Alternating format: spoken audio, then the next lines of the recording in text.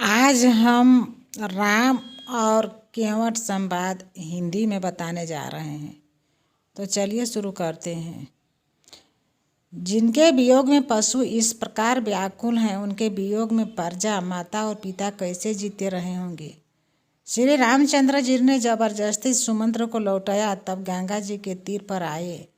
श्री राम ने केवट से नाव मांगी, पर वह लाता नहीं। वह कहने लगा, मैंने तुम्हारा मर्म भेद जान लिया है। तुम्हारे चरण कमलों की धूल के लिए सब लोग कहते हैं कि वह मनुष्य बना देने वाली कोई जड़ी है, जिसके छूते ही पत्थर की शिला सुंदर स्त्री हो गई। मेरी नाव तो काठ की है, काठ पत्थर से कठोर तो होता ही नहीं। मेरी नाव भी मुनि की स्त्री हो जाएगी और इस प्रकार मेरी नाव उड़ जाएगी। मैं लुट जाऊंगा अथवा रास्ता रुक जाएगा, जिसके आप पार न हो सकेंगे और मेरी रोजी मारी जाएगी। मेरी कमाने खाने की राह मरी जाएगी। मैं तो इस नाव से सारे परिवार का पालन पोषण करता हूँ, दूसरा कोई धंधा नहीं जानता। हे प्रभु, यदि तुम अवश्य ही पार जाना चाहते हो तो मुझे पहले अपने चरण कमल पखारने धो लेने के लिए कह दो। हे नाथ, मैं चरण कमल धोकर आप लोगों को नाव पर चढ़ा लूँगा।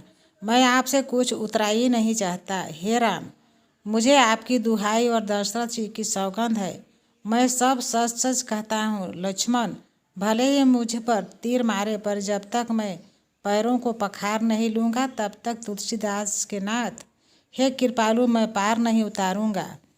कृपा के समुद्र श्री रामचंद्र जी केवट से मुस्कुराकर बोले, भाई तू वही कर जिससे तेरी नाव न जाए। जल्दी पानी ला और पैर धो ले। देर हो रही है, पार उतार दे। एक बार जिनका नाम स्मरण करते ही मनुष्य अपार भाव सागर के पार उतर जाते हैं, और जिन्होंने वामन या अवतार में जगत को 3 पग से ही छोटा कर दिया था, 2 ही पग में त्रिलोकी को नाप लिया था, वही कृपालु श्री रामचंद्र जी गंगा से पार उतारने के लिए केवट को निहोरा कर रहे हैं। प्रभु के इस वचनों को सुनकर गंगा जी की बुद्धि मुँह से खींच गई थी कि यह साक्षात भगवान होकर भी पार उतारने के लिए केवट का निहोरा कैसे कर रहे हैं। परंतु समीप आने पर अपनी उत्पत्ति के स्थान पद नखों को देखते ही उन्होंने पहचान कर देवनंदी गंगा जी हर्षित हो गई।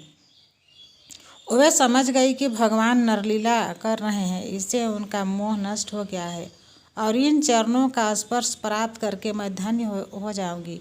यह विचार कर वे हर्षित हो गई। केवट श्री रामचंद्र जी की आज्ञा पाकर कठौते में भरकर जल ले आया। अत्यंत आनंद और प्रेम ने उमंग कर वह भगवान के चरण कमल धोने लगा। जब देवता फूल बरसाकर सिहारे लगे कि इससे समान पुण्य की राशि कोई नहीं है, चरणों को धोकर और सारे परिवार सहित स्वयं उस जल चरणोदक को पीकर पहले उस महान पुण्य के द्वारा अपने पितरों को भवसागर से पार कर फिर आनंद पूर्वक प्रभु श्री रामचंद्र जी को गंगा जी के पार ले गया। निषाद राज और लक्ष्मण जी सहित श्री सीता जी और श्री रामचंद्र जी नाव से उतरकर गंगा जी की रेत बालू में खड़े हो गए। तब केवट ने उतरकर दंडवत की। उसे दंडवत करते देखकर प्रभु को संकोच हुआ कि इसको कुछ दिया नहीं। पति के हृदय की जानने वाली सीता जी ने आनंद भरे मन से अपनी रत्न जड़ित अंगूठी अंगुली से उतारी। कृपालु श्री रामचंद्र जी ने केवट से कहा कि नाव की उतराई लो। केवट ने व्याकुल होकर चरण पकड़ लिए। उसने कहा, हे नाथ, आज मैंने क्या नहीं पाया। मेरे दोष, दुख और दरिद्रता की आग आज बुझ गई। मैंने बहुत समय तक मजदूरी की, विधाता ने आज बहुत अच्छी भरपूर मजदूरी दे दी है। हे नाथ, हे दीन दयाला, आपकी कृपा से अब मुझे कुछ नहीं चाहिए। लौटती बार आप मुझे जो कुछ देंगे वह प्रसाद में सिर चढ़ा लूँगा। प्रभु जी, राम जी, लक्ष्मण जी और सीता जी ने बहुत आग्रह या यत्न किया, पर केवट कुछ नहीं लेता।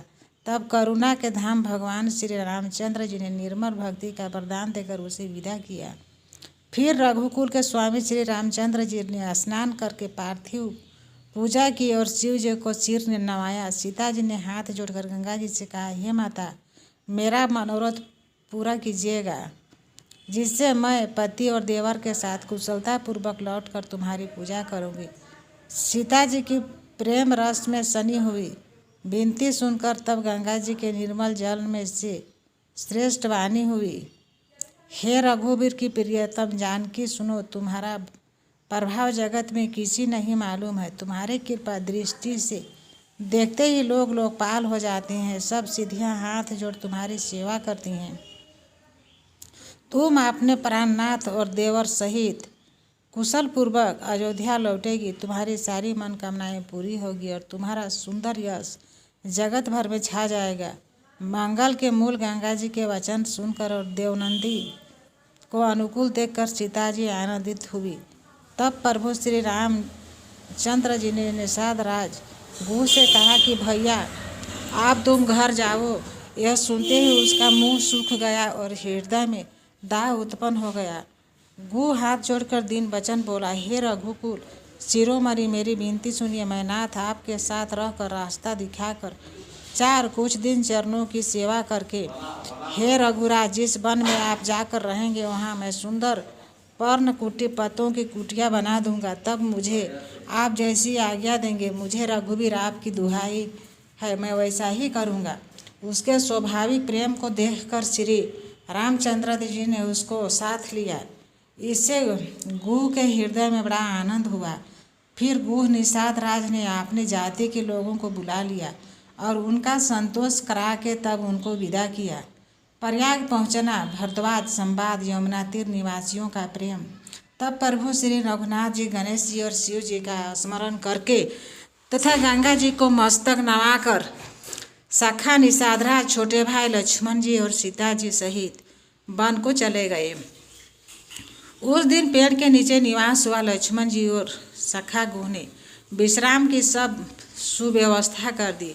प्रभु श्री रामचंद्र जी ने सवेरे प्रातः काल की सब क्रियाएं करके जाकर तीर्थों के राजा प्रयाग के दर्शन किए।